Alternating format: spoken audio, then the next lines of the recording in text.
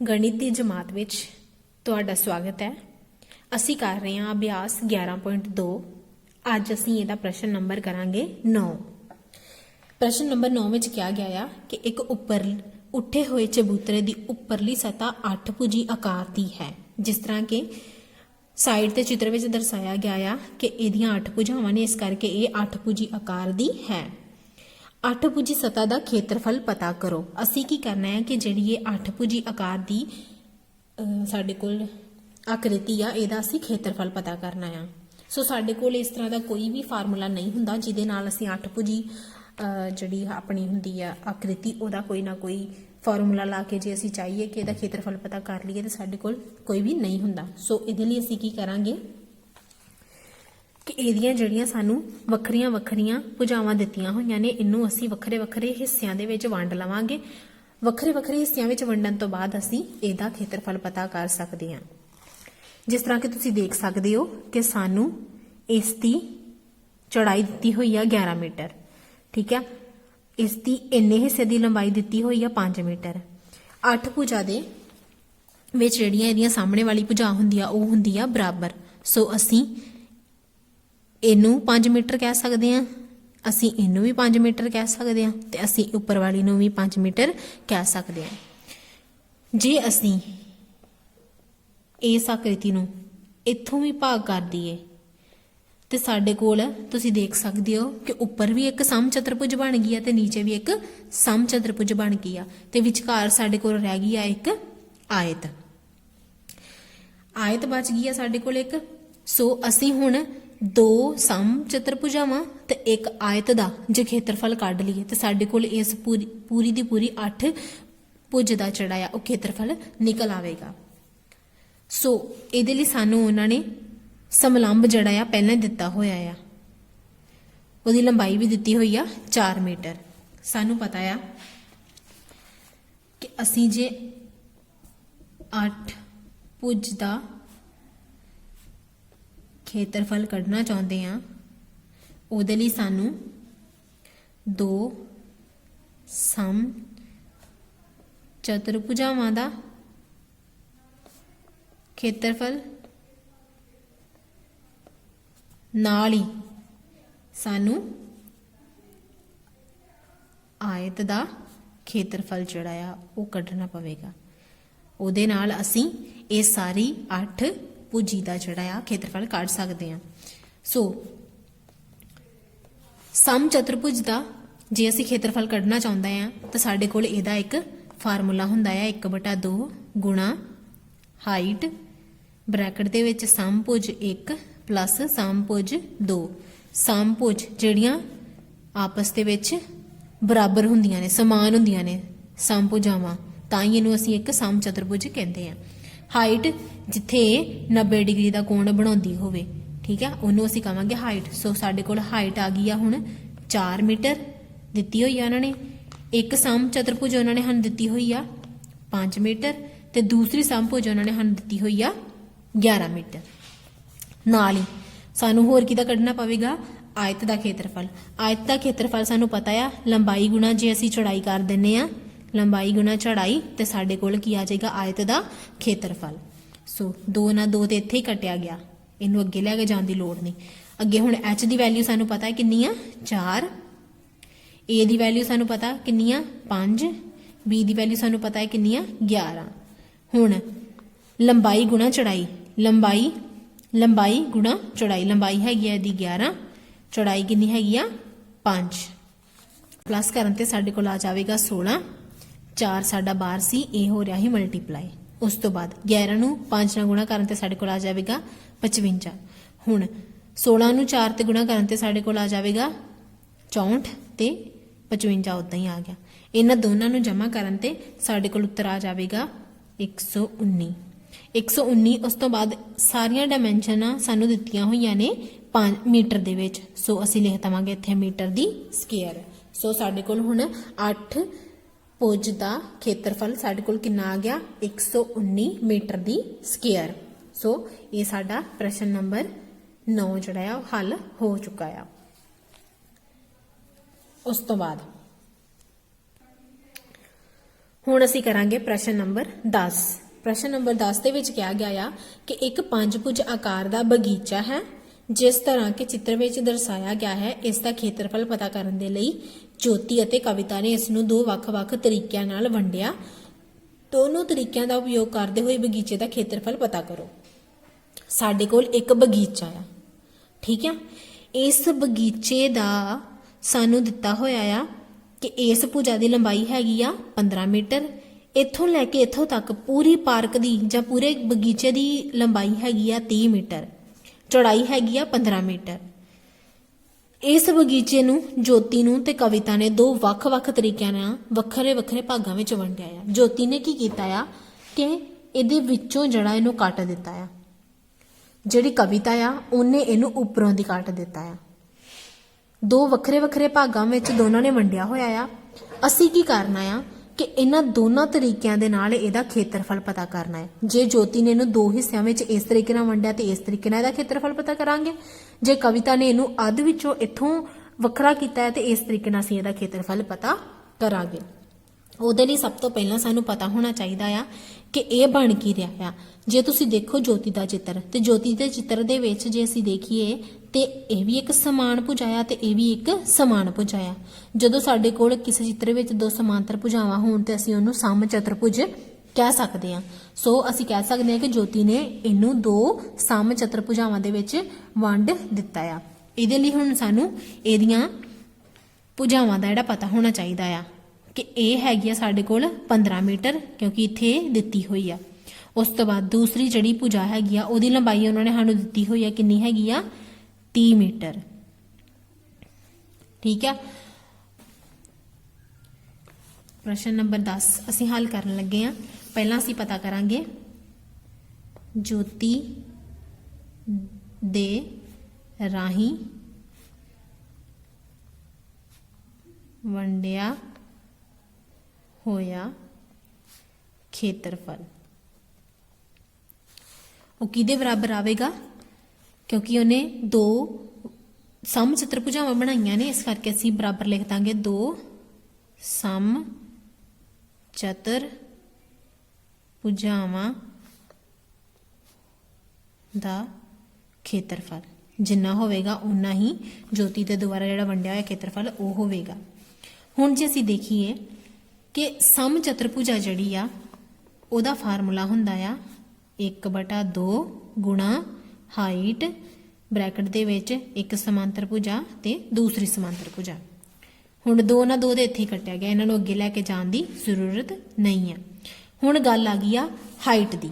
Height ਜਾਂ ਸਮਲੰਬ। ਸਮਲੰਬ ਜਿਹੜਾ ਹੁੰਦਾ ਆ ਉਹ ਹੁੰਦਾ ਆ ਜਦੋਂ ਦੋ ਸਮਾਂਤਰ ਭੁਜਾਵਾਂ ਨੂੰ ਇੱਕ ਭੁਜਾ 90 ਡਿਗਰੀ ਦੇ ਕੋਣ ਤੇ ਕੱਟੇ ਤੇ ਉਹਨੂੰ ਅਸੀਂ ਕਹਿੰਦੇ ਆ ਹਾਈਟ। ਹੁਣ ਇੱਕ ਸਮਾਂਤਰ ਭੁਜਾ ਇਹ ਵਾਲੀ ਆ, ਇੱਕ ਸਮਾਂਤਰ ਭੁਜਾ ਇਹ ਵਾਲੀ ਆ। ਇਹਨਾਂ ਨੂੰ ਇਹ ਵਾਲੀ ਭੁਜਾ ਜਿਹੜੀ ਆ 90 ਡਿਗਰੀ ਦੇ ਕੋਣ ਤੇ ਕੱਟਦੀ ਪਈ ਆ ਤੇ ਦੋ ਬਰਾਬਰ ਹਿੱਸਿਆਂ ਦੇ ਵਿੱਚ ਕੱਟਦੀ ਪਈ ਆ, ਠੀਕ ਆ। ਕਿਉਂਕਿ ਜਦੋਂ ਕੋਈ 90 ਡਿਗਰੀ ਦੇ ਵਿੱਚ ਕੱਟਣ ਡਿਆ ਆ ਤੇ ਉਦੋਂ ਉਹ ਉਹਨਾਂ ਨੂੰ ਹਮੇਸ਼ਾ ਦੋ ਬਰਾਬਰ ਹਿੱਸਿਆਂ ਦੇ ਵਿੱਚ ਕੱਟਦਾ। ਇਸ ਤੋਂ ਸਾਨੂੰ ਇਹ ਪਤਾ ਚੱਲਦਾ ਆ ਕਿ ਜੇ ਇਹ 15 ਮੀਟਰ ਆ ਤੇ ਫਿਰ ਇਸ ਚੀਜ਼ ਨੂੰ ਅਸੀਂ ਕਹਿ ਦੇਵਾਂਗੇ 15/2। ਇਹਨੂੰ ਵੀ ਅਸੀਂ ਕਹਿ ਦੇਵਾਂਗੇ 15/2 ਕਿਉਂਕਿ 15 ਦੇ ਦੋ ਹਿੱਸੇ ਜੋ ਹੋ ਜਾਣਗੇ ਜਦੋਂ ਇਹਨੇ ਅੱਧ ਦੇ ਵਿੱਚੋਂ ਇਹਨੂੰ ਕੱਟ ਦਿੱਤਾ। ਸੋ ਇੱਥੇ ਇਹ 90 ਡਿਗਰੀ ਦਾ ਕੋਣ ਬਣਾਉਂਦਾ ਪਿਆ ਆ, ਠੀਕ ਹੈ। ਇੱਥੋਂ ਲੈ ਕੇ ਫਿਰ ਇੱਥੋਂ ਤੱਕ ਦੀ ਲੰਬਾਈ ਜਿਹੜੀ ਆ ਉਹ ਹੋ ਜਾਵੇਗੀ 15/2 ਤੇ ਇਹੀ ਸਾਡਾ ਸਮਲੰਬ ਆ, ਮਤਲਬ ਸਾਡੀ ਹਾਈਟ ਆ। ਸੋ ਹਾਈਟ ਸਾਨੂੰ ਪਤਾ ਲੱਗ ਗਈ 15/2। ਇਹ ਸਾਡਾ ਕਿੰਨਾ ਨਿਕਲ ਕੇ ਆ ਗਿਆ 15 ਤੇ B ਸਾਡਾ ਕਿੰਨਾ ਨਿਕਲ ਕੇ ਆ ਗਿਆ 30। ਹੁਣ ਇਹੀ ਵੈਲਿਊ ਆਪਾਂ ਇਹਦੇ ਵਿੱਚ ਭਰ ਦੇਵਾਂਗੇ। ਹਾਈਟ ਸਾਡੀ ਆ ਗਈ 15/2, A ਸਾਡਾ ਨਿਕਲ ਕੇ ਆ ਗਿਆ 15 ਤੇ B ਸਾਡਾ ਨਿਕਲ ਕੇ ਆ ਗਿਆ 30। ਹੁਣ 15 ਵਿੱਚ 30 ਨੂੰ ਜਮਾ ਕਰਨ ਤੇ ਸਾਡੇ ਕੋਲ ਕਿੰਨਾ ਆ ਗਿਆ 45। ਉਸ ਤੋਂ ਬਾਅਦ 15/2 ਨੂੰ ਜੇ ਅਸੀਂ 45 ਦੇ ਨਾਲ ਗੁਣਾ ਕਰੀਏ, 15 ਨੂੰ 45 ਨਾਲ ਗੁਣਾ ਕਰਨ ਤੇ ਸਾਡੇ ਕੋਲ ਆ ਗਿਆ 675। ਇਹਨੂੰ ਇਹਦੇ ਨਾਲ ਗੁਣਾ ਕਰਨ ਤੇ ਸਾਡੇ ਕੋਲ ਆ ਗਿਆ 675। ਇਹ 2 ਨੂੰ ਡਿਵਾਈਡ ਹੋ ਰਿਹਾ ਸੀ, ਇਸ ਕਰਕੇ ਇੱਥੇ ਕੀ ਆ ਜਾਏਗਾ 2। ਜਦੋਂ ਅਸੀਂ ਇਹਨੂੰ ਇਹਦੇ ਨਾਲ ਭਾਗ ਕਰਾਂਗੇ ਸਾਡੇ ਕੋਲ ਉੱਤਰ ਆ ਜਾਵੇਗਾ 33 7.5 मीटर दी स्केयर।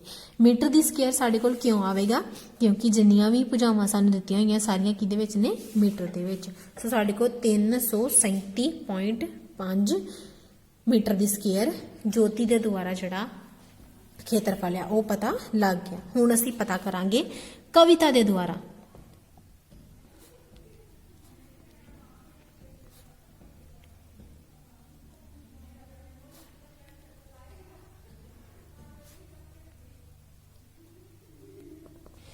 जे असीं हुण कविता की गल करते हैं तो कविता ने एक ते त्रिभुज बना दिती आ, दूसरा उन्हें बना दिता आ वर्ग, क्योंकि ये भी 15 ये भी 15 ये भी 15 तो ये भी की ना होगा 15 क्योंकि सामने वाली भुजा है ना।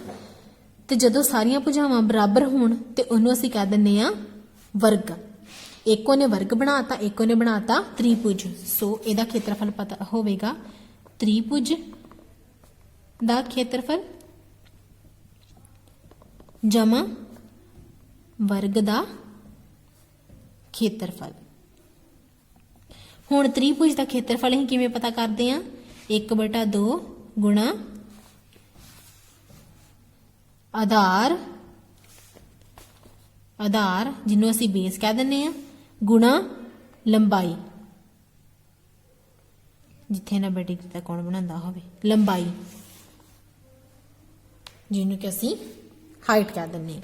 यह हुंदा है त्रिभुज नूं त्रिभुज का खेत्रफल लभण का फार्मूला। उस तो बाद वर्ग का खेत्रफल सानूं पता है कि इहदियां दोवें भुजावां नूं जे असीं गुणा कर दईए ते भुजा गुणा भुजा ते साडे कोल इस वर्ग का की आ जाएगा खेत्रफल। हुण आधार बेस कितना आ 15 मीटर। बाकी रह गई गल हाइट की मतलब उचाई की जां लंबाई की। सानू पता है कि टोटल कितनी हैगी आ 30 मीटर, इथों लैके इथों तक कितनी हैगी है 30 मीटर। 15 मीटर तो इथों तक रह गई, ठीक है 15 मीटर तो इथों तक होगी। तो अगे जे असी टोटल हैगी आ 30 विचों जे असी 15 घटा दिंने आ तो साडे कोल बाकी कितना बच गया 15 मीटर। सो साडे कोल ये जिहड़ी लंबाई आ गई ये भी कितनी आ गई 15 मीटर। हुण असी ये सारियां इत्थे भर देवांगे वैल्यू। बी दी आई ही 15, हाइट दी कितनी आई ही 15। उस तो बाद अगे भुजा गुणा भुजा, यदी भुजा 15 यदी गुणा भी यदी भुजा भी 15। सो असी इत्थे भी कर देवांगे 15 गुणा 15।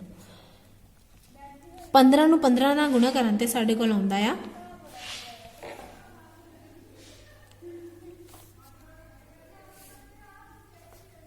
225 प्लस इत्थे भी 15 गुणा 15 करन ते साडे कोल आ जाएगा 225। सो ये जिहड़ा आ इहदे नाल कट्टिया जांदा आ, इहनूं इहदे नाल कट्टन ते साडे कोल आ जांदा आ जदों तुसीं 225 नूं 2 दे नाल भाग करोगे तुहाडे कोल उत्तर आ जाएगा 112.5। 112.5 नूं फिर असीं जमा कर देवांगे 225 दे विच। 225 जमा करांगे असीं 112। इत्थे हुण पिछे हैगा है दशमलव, असीं इहनूं हमेशा पिछे ही लिखांगे। इहदे विच दशमलव नहीं है, इस तो बाद की लिख दांगे आपां दशमलव पा के 0। इहनूं असीं इत्थे नहीं लिख सकदे 5 नूं क्योंकि दशमलव दे हमेशा नीचे की होना चाहिए है दशमलव, नहीं तो उत्तर साडा की हो जाएगा गलत। इनू इहदे नाल जमा करन ते साडे कोल उत्तर आ जाएगा दशमलव दा दशमलव आ गया 5 ते 2 7 3 ते 3। साडा उत्तर की आ गया 337.5 मीटर दी स्केयर। सो ज्योति ने भी जदों उन्होंने वंडिया तो उहदे कोल खेत्रफल आया 337.5 ते कविता ने जदों वंडिया उहदे कोल भी खेत्रफल आया 337.5। इहदा मतलब ये होया कि चाहे इनू इस तरीके नाल कर लो चाहे इनू इस तरीके नाल कर लो पर खेत्रफल ते साडा उही आ। सो ओ इन्ना ही रहना है। सो असी प्रश्न नंबर 10 भी हल कर चुके हैं। हुण असी करांगे प्रश्न नंबर 11। प्रश्न नंबर 11 में कहा गया है नाल दिते हुए फोटो फ्रेम के चित्र राही बाहरी अते अंदरूनी माप 24 सेंटीमीटर गुणा 28 सेंटीमीटर अते 16 ਸੈਂਟੀਮੀਟਰ ਗੁਣਾ 20 ਸੈਂਟੀਮੀਟਰ ਹੈ। ਜੇਕਰ ਫਰੇਮ ਦੇ ਹਰੇਕ ਹਿੱਸੇ ਦੀ ਚੌੜਾਈ ਸਮਾਨ ਹੈ ਤਾਂ ਹਰੇਕ ਹਿੱਸੇ ਦਾ ਖੇਤਰਫਲ ਪਤਾ ਕਰੋ। ਸਾਡੇ ਕੋਲ ਇੱਕ ਫੋਟੋ ਫਰੇਮ ਦਿੱਤਾ ਹੋਇਆ ਆ, ਇਸ ਜਗ੍ਹਾ ਤੇ ਸਾਡੇ ਕੀ ਲੱਗੇਗੀ ਫੋਟੋ, ਤੇ ਦੂਸਰੇ ਹਿੱਸੇ ਜਿਹੜਾ ਆ ਉਹ ਸਾਡਾ ਫਰੇਮ ਜਿਹੜਾ ਆ ਉਹ ਉਦਾਂ ਹੀ ਨਜ਼ਰ ਆਵੇਗਾ। ਸੋ ਉਹਦਾ ਅੰਦਰੂਨੀ ਮਾਪ ਜਿਹੜਾ ਆ ਉਹ ਸਾਨੂੰ ਦਿੱਤਾ ਹੋਇਆ ਆ 16 ਤੇ 20, ਤੇ ਉਹਦਾ ਬਾਹਰੀ ਮਾਪ ਜਿਹੜਾ ਦਿੱਤਾ ਹੋਇਆ ਸਾਨੂੰ ਉਹ ਦਿੱਤਾ ਹੋਇਆ ਆ 24 ਤੇ 28। 24 ਉਹਦੀ ਹੈਗੀ ਆ ਚੌੜਾਈ ਤੇ 28 ਹੈਗੀ ਆ ਲੰਬਾਈ। ਅੰਦਰ 16 ਹੈਗੀ ਆ ਚੌੜਾਈ ਤੇ 20 ਹੈਗੀ ਆ ਲੰਬਾਈ। ਸੋ ਅਸੀਂ ਇਹਦਾ ਜਿਹੜਾ ਬਾਹਰੀ ਹਿੱਸੇ ਨੇ ਉਹਨਾਂ ਦਾ ਅਸੀਂ ਕੀ ਕਰਨਾ ਆ, ਖੇਤਰਫਲ ਪਤਾ ਕਰਾਂਗੇ। ਸਾਨੂੰ ਪਤਾ ਆ ਕਿ ਜੇ ਇਹ 24 ਆ ਤੇ ਇਹਦੇ ਸਾਹਮਣੇ ਵਾਲਾ ਬਿਲਕੁਲ ਇਹ ਵੀ ਕਿੰਨਾ ਹੋਵੇਗਾ 24। ਜੇ ਇਹ 16 ਤੇ ਇਹ ਵੀ ਕਿੰਨਾ ਹੋਵੇਗਾ 16। ਜੇ ਇਹ 28 ਆ ਤੇ ਇਹ ਵੀ ਕਿੰਨਾ ਹੋਵੇਗਾ 28, ਤੇ ਜੇ ਇਹ 20 ਆ ਤੇ ਇਹ ਵੀ ਕਿੰਨਾ ਹੋਵੇਗਾ 20। ਦੂਸਰਾ ਤੁਹਾਨੂੰ ਇਹ ਵੀ ਨਜ਼ਰ ਆ ਰਿਹਾ ਆ ਕਿ ਸਾਹਮਣੇ ਵਾਲੇ ਕੀ ਹੈਗੇ ਨੇ, ਬਰਾਬਰ ਹੈਗੇ ਨੇ। ਸੋ ਜੇ ਅਸੀਂ ਇਹਦਾ ਪਤਾ ਕਰ ਲਈਏ ਤੇ ਸਾਡੇ ਕੋਲ ਇਹਦਾ ਆਪਣੇ ਆਪ ਨਿਕਲ ਕੇ ਆ ਜਾਵੇਗਾ। ਜੇ ਅਸੀਂ ਇਹਦਾ ਪਤਾ ਕਰ ਲਈਏ ਤੇ ਇਹਦਾ ਆਪਣੇ ਆਪ ਨਿਕਲ ਕੇ ਆ ਜਾਵੇਗਾ। ਸਭ ਤੋਂ ਪਹਿਲਾਂ ਤਾਂ ਅਸੀਂ ਇਹਨੂੰ ਵੱਖਰੇ ਵੱਖਰੇ ਭਾਗਾਂ ਦੇ ਵਿੱਚ ਵੰਡ ਦੇਵਾਂਗੇ। ਇਹਨੂੰ ਅਸੀਂ ਕਹਿ ਦੇਵਾਂਗੇ 1, ਇਹਨੂੰ ਅਸੀਂ ਕਹਿ ਦੇਵਾਂਗੇ 2, ਇਹਨੂੰ ਅਸੀਂ ਕਹਿ ਦੇਵਾਂਗੇ 3, ਇਹਨੂੰ ਅਸੀਂ ਕਹਿ ਦੇਵਾਂਗੇ 4। ਸਾਡੇ ਕੋਲ 4 ਵੱਖਰੇ ਵੱਖਰੇ ਹਿੱਸੇ ਆ ਜਿਨ੍ਹਾਂ ਦਾ ਅਸੀਂ ਖੇਤਰਫਲ ਪਤਾ ਕਰਾਂਗੇ। ਜੇਕਰ ਫਰੇਮ ਦੇ ਹਰੇਕ ਹਿੱਸੇ ਦੀ ਚੌੜਾਈ ਸਮਾਨ ਹੈ, ਹੁਣ ਉਹਨਾਂ ਨੇ ਕਿਹਾ ਆ ਕਿ ਸਾਡੇ ਕੋਲ ਹਰੇਕ ਹਿੱਸੇ ਦੀ ਜਿਹੜੀ ਚੌੜਾਈ ਆ ਉਹ ਸਮਾਨ ਆ। ਜਿੰਨੀ ਇਹ ਆ ਉਨੀ ਇਹ ਹੋਏਗੀ, ਉਨੀ ਹੀ ਇਹ ਹੋਏਗੀ ਤੇ ਉਨੀ ਹੀ ਇਹ ਹੋਏਗੀ। ਚੌੜਾਈ ਸਾਰਿਆਂ ਦੀ ਕੀ ਹੈਗੀ ਆ, ਸਮਾਨ ਹੈਗੀ ਆ।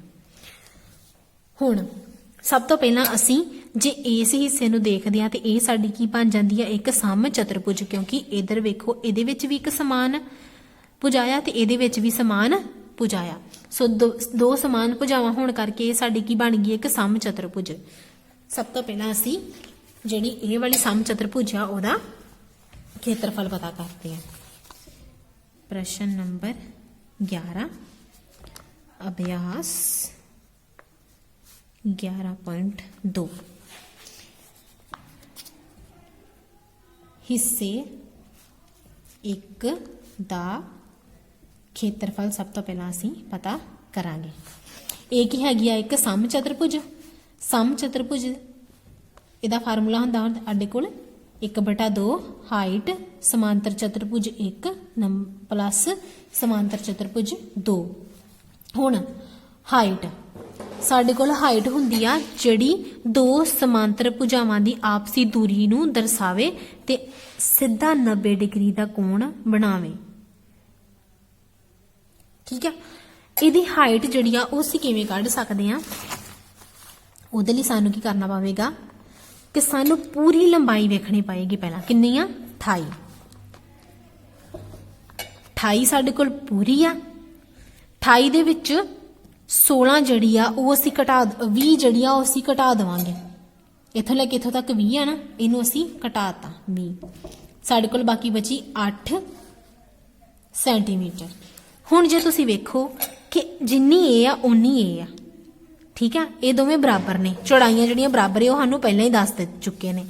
ਤੇ 8 ਜਿਹੜਾ ਆ ਉਹਨੂੰ ਅਸੀਂ ਹੁਣ ਦੋ ਹਿੱਸਿਆਂ ਵਿੱਚ ਵੰਡਾਂਗੇ ਕਿਉਂਕਿ ਪੂਰੀ ਹੈਗੀ 28, 16 ਇੰਨੀ ਆ ਤੇ ਇਹਦਾ ਮਤਲਬ ਅੱਧੀ 8 ਇੱਥੇ ਆ ਰਹੀ ਆ ਤੇ ਅੱਧੀ 8 ਇੱਥੇ ਆ ਰਹੀ ਆ, ਮਤਲਬ 8/2 ਇੱਥੇ ਆ ਰਹੀ ਆ ਤੇ 8/2 ਹੀ ਇੱਥੇ ਆ ਰਹੀ ਆ। ਜਦੋਂ ਅਸੀਂ 8/2 ਕਰ ਦੇਵਾਂਗੇ ਸਾਡੇ ਕੋਲ ਉੱਤਰ ਆ ਜਾਵੇਗਾ 4 ਸੈਂਟੀਮੀਟਰ। ਸੋ ਸਾਡੇ ਕੋਲ ਇੱਥੇ ਅਸੀਂ ਇਹਨੂੰ ਹੀ ਇੱਥੇ ਹੀ 2 ਨਾਲ ਭਾਗ ਕਰ ਦੇਵਾਂਗੇ ਕਿਉਂਕਿ ਅੱਧੀ ਲੰਬਾਈ ਜਿਹੜੀ ਆ ਉਹ ਇੱਥੇ ਆ ਰਹੀ ਹੈ ਤੇ ਅੱਧੀ ਲੰਬਾਈ ਇੱਥੇ ਆ ਰਹੀ ਹੈ। ਸੋ ਇੰਨਾ ਹਿੱਸਾ ਜਿਹੜਾ ਸਾਡੇ ਕੋਲ ਨਿਕਲ ਕੇ ਆ ਗਿਆ 4 ਸੈਂਟੀਮੀਟਰ, ਮਤਲਬ ਸਾਡੇ ਕੋਲ ਹਾਈਟ ਆ ਗਈ 4 ਸੈਂਟੀਮੀਟਰ। ਸੋ ਹੁਣ ਅਸੀਂ ਇਹਦੇ ਵਿੱਚ ਭਰਾਂਗੇ, ਹਾਈਟ ਆ ਗਈ ਸਾਡੇ ਕੋਲ 4 ਸੈਂਟੀਮੀਟਰ। ਅੱਗੇ ਸਮਾਂਤਰ ਭੁਜਾ ਜਿਹੜੀ ਇੱਕ ਸਾਨੂੰ ਦਿੱਤੀ ਹੋਈ ਹੈ ਕਿੰਨੀ, 16, ਤੇ ਸਮਾਂਤਰ ਚਤੁਰਭੁਜ ਜਿਹੜੀ ਦੂਸਰੀ ਆ, ਸਮਾਂਤਰ ਭੁਜਾ ਜਿਹੜੀ ਦੂਸਰੀ ਆ ਸਾਨੂੰ ਦਿੱਤੀ ਹੋਈ ਆ 24। ਸੋ ਸਾਡੇ ਕੋਲ ਇਹਨੂੰ ਅਸੀਂ ਇਹਦੇ ਨਾਲ ਕੱਟ ਸਕਦੇ ਹਾਂ, 2 ਰਹਿ ਗਿਆ। 16 ਨੂੰ 24 ਨਾਲ ਜਮਾ ਕਰਨ ਤੇ ਸਾਡੇ ਕੋਲ ਆ ਜਾਵੇਗਾ 40। ਸੋ ਇਹਨੂੰ ਜਦੋਂ ਅਸੀਂ ਇਹਦੇ ਨਾਲ ਗੁਣਾ ਕਰਾਂਗੇ ਤੇ 2 ਨੂੰ 4 ਨਾਲ ਗੁਣਾ ਕਰਨ ਤੇ ਆ ਜਾਵੇਗਾ 8 0 ਸੈਂਟੀਮੀਟਰ ਦੀ ਸਕੁਅਰ। मतलब ਇੰਨੇ ਹਿੱਸੇ ਦਾ ਸਾਡੇ ਕੋਲ ਖੇਤਰਫਲ ਨਿਕਲ ਕੇ ਆ ਗਿਆ 80 ਸੈਂਟੀਮੀਟਰ ਦੀ ਸਕੁਅਰ। ਸਾਨੂੰ ਪਤਾ ਹੈ ਕਿ ਜਿੰਨਾ ਇਹਦਾ ਹੋਏਗਾ ਖੇਤਰਫਲ ਉਨਾ ਹੀ ਇਹਦਾ ਹੋਏਗਾ। ਸੋ ਹਿੱਸੇ 1 ਦਾ ਖੇਤਰਫਲ ਬਰਾਬਰ ਹੈ ਹਿੱਸੇ 2 ਦੇ ਖੇਤਰਫਲ ਦੇ। ਠੀਕ ਹੈ। ਸੋ ਜੇ ਇਹਦਾ 80 ਸੈਂਟੀਮੀਟਰ ਆ ਤੇ ਉਹੀ ਹਿੱਸੇ ਨੰਬਰ 2 ਦਾ ਖੇਤਰਫਲ ਹੋਵੇਗਾ। ਠੀਕ ਹੈ। ਸਾਡੇ ਕੋਲ ਇਹਦਾ ਵੀ ਨਿਕਲ ਕੇ ਆ ਗਿਆ ਤੇ ਇਹਦਾ ਵੀ ਨਿਕਲ ਕੇ ਆ ਗਿਆ। ਹੁਣ ਅਸੀਂ ਕੱਢਾਂਗੇ ਹਿੱਸਾ ਨੰਬਰ 3 ਦਾ ਖੇਤਰਫਲ।